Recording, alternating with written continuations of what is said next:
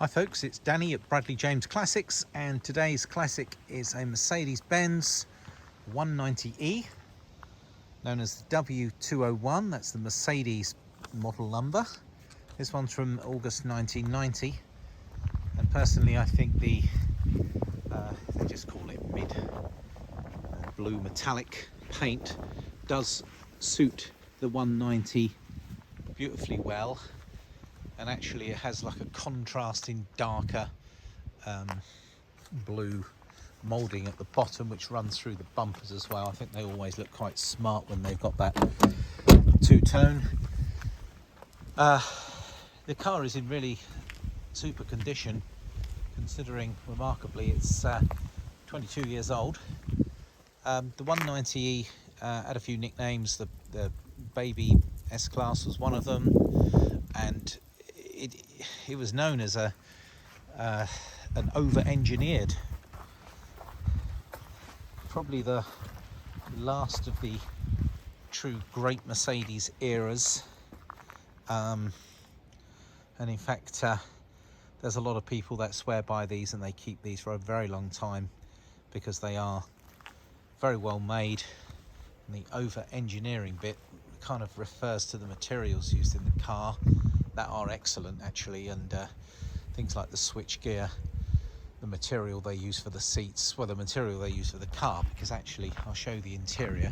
Considering this car has covered 145,000 miles, it is in remarkable condition. Certainly the interior is beautiful, the bodywork is beautiful. We'll look around the bodywork closely together just to see any imperfections that are bound to exist with a 22-year-old car, but 22-year-old car. But I can also tell you that I've made a note of the factory extras. Mercedes back in this era, they weren't very generous with standard spec, so virtually everything seemed to be an optional extra. But I have made a list of what this car has fitted to it, and I think you'll agree that somebody probably spent a pretty penny on this car when it was new, because these extras aren't cheap, but it does make for a lovely Mercedes-Benz. They drive really well. They're a rear-wheel drive car. Obviously they had to compete with some pretty good cars back in the era. The BMW 3 Series comes to mind, but I think that's all very objectionable, of course, but I've got to say I think the 190E is such a classy looking car, even though back in the 80s when this car was first unveiled at the Paris Motor Show,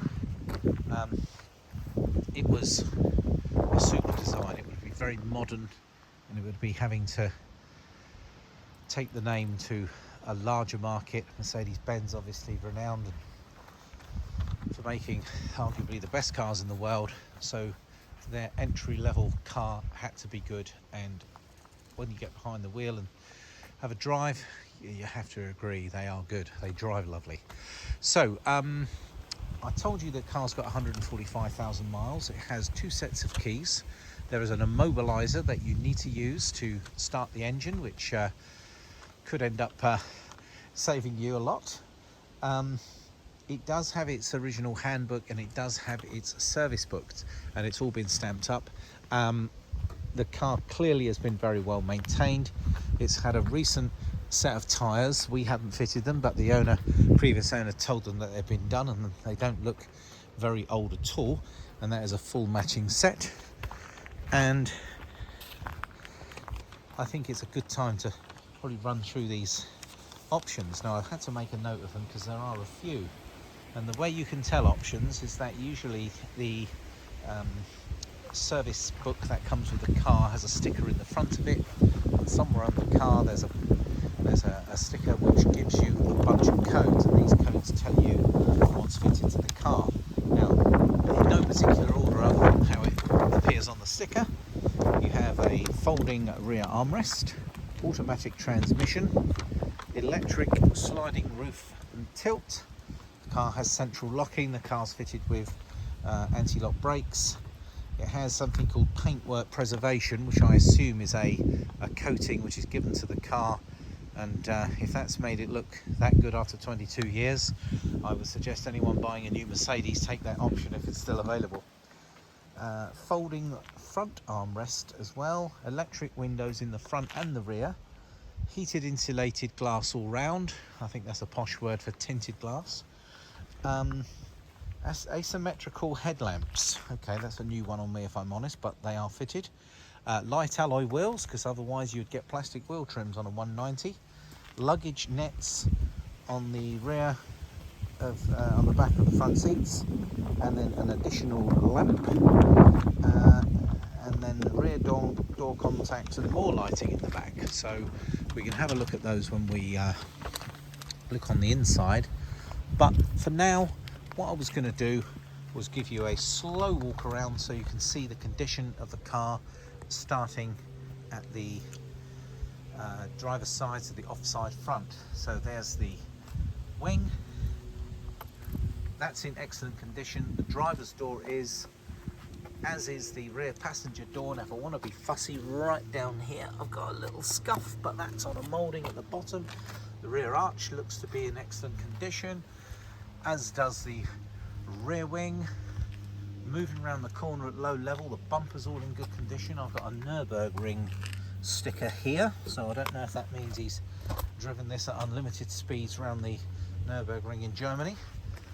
The 190E, now the E means it's got fuel injection. It happens to be the Bosch system. There's some minor scratching to the rear bumper, the rear boot lid. I don't know if this is coming up, but I dare say that would probably be polishable. This rear near side wing looks to be in excellent condition, as does the rear arch, and the alloy wheels are in pretty good shape as well, I must say. The rear bumper, the back door is in really good order, as is the passenger side front door. There's just, oh, actually it's a bit of dirt down there. The front wing in good condition. Headlamps, grille, and bonnet, and finally roof. Now I'm hoping the camera picks up what I can see. Even the glass is in good condition, not scratched up. It does have a Sony radio and an aerial fitted, and I think we should have a look in the inside as well, because it really is in unbelievable condition really on the inside. Now I'm going to start with these door cards, and that's your electric window switch, certainly not standard. There's those luggage nets I was talking about, and you can see those rear seats, and to me they don't even look like they've been sat in there in that much good condition. And there's the, let's just wonder if it's in there. Oh, there should be a first aid kit in there, but it's not. Excellent headlining. The carpets are in wonderful condition as well. Very little wear in the back at all. And let's have a look in the front of the car. Door cards in great order. Lovely big steering wheel, and as you can see, they really don't want to wear out, do they? Look at that. Here's our auto gearbox. This is our front head armrest. There's the rear one in the middle there, which folds out. We can also see I've got electrical adjusting mirrors in the middle there. There's that auto gearbox. It's got a sports and economy mode. A little carpet tray in the middle. There's the dashboard. Nice bright dials here. You can see those. And just that single multi-stalk function for the wipers and indicators, etc. And there's a Sony stereo unit there. Looks like it's got a USB port and another little headphone jack in there as well. That switch up here is how you operate the sunroof, and that is the headlining. Well, while we're taking so much care to show you, why don't we see if I can just find the, I think it's on the other side on a German car, but let's just pop the bonnet and have a little look under there together. That's that. And it's a decent sized boot, super clean in here. Again, this is usually a little clue when a car's been well looked after. The boot is, it still has its warning triangle built up there. Here's the service manual, and here's the handbook and some paperwork in this file. And I think I mentioned there are 2 sets of keys. Yeah, really clean. It doesn't look like it's had a hard life at all, this this boot. If I remember rightly, there looks to be an unused spare wheel and jack all in the boot. Now I'm going to walk round to the front of the car. Mercedes always give you this nice little tag which flicks out the front of the grille when you pull the lever on the inside of the car. One of the easiest bonnets to open. I can even do it with one hand. And also, for those of you who know, Mercedes have this party trick where if you want to, you can push them right up here until the bonnet locks up there. So it gives you loads of working room. Not necessary for us today, but I thought I'd share that. It's really clean under the bonnet actually. It looks as if it's been looked after really nicely. The battery looks quite recent. That's the fuse box up in the corner. Servo and headlamp washer system and expansion bottle there. That's the top of the engine. And it all looks very clean and tidy, I must say. Air filter box looking rather nice, and all in the inner wings. The car looks nice and clean. The Mercedes were one of the early cars to have a diagnostic port, and that's what that is there, by the way, just in case you were wondering. And of course, Mercedes were one of the pioneers of anti-lock brakes, and here's a Bosch ABS system sat right there. Power steering pump, very clean and tidy for a 22-year-old car, and there's lots of sound insulation under here as well, and that all helps with the Mercedes lovely quietness when you're driving them. Down with that, a single wiper arm, which has been quite a modern addition. And I think what we need now is one little further look around the car. It's a 2-litre engine, 4-speed automatic, very smooth gearbox. This car drives beautifully well. Personally, I think it's the best colour scheme for the 190. It is a compact Mercedes, but it still has the feel of the luxury car when you're driving. A new set of tyres, alloy wheels in good condition, a good specification as pointed out earlier in the video, and I would definitely have to describe the car in far above average condition for its paintwork. It seems to have survived really well, and the plastics are good on the car. It presents really well. You've got more of a chance of fitting one of these in a modern garage. And you know, the only area which the previous owner pointed out to me, very honest chap, you usually see it, there's just one area where it looks like it's got a bit of a bubble, and it's just up here. Can you see that? It looks like maybe a bit of water has got under the trim here. He pointed that out to me. Lovely, lovely interior. Have a look at the driver's seat as well and what good condition that's in. It really does wear exceedingly well, this seat material, and it looks very nice. Here's the carpets, all in excellent condition, if you can see there, and no scratches on this dashboard.